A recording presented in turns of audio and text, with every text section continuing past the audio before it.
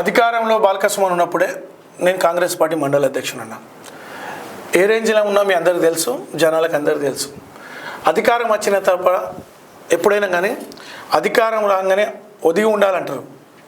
ఆ ఒదిగి ఉండే ప్రయత్నంలో ఉన్న తప్ప కానీ ఒదిగి ఉన్నారా అనగదొక్కుతున్నారా లేదన్న. అంటే అనగదొక్కితే అనగబడే వ్యక్తిని కాదు నేను.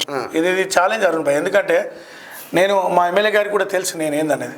ఎమ్మెల్యే గారు మా పార్టీలో రాకముందు నుంచి నేను మా ఎమ్మెల్యే గారిని ఇక్కడ రావాలని కోరుకున్న వ్యక్తి నేను. ఎందుకంటే బాల్క సుమన్ అసెంటోని ఇంటికి పంపించాలనే ఆలోచనతో ఉన్న వ్యక్తి, ప్రజల కోసం ఎవరినైనా వ్యతిరేకించేంత సత్తా ఉన్న వ్యక్తి నన్న. అనగదొక్కితే అనగపడను.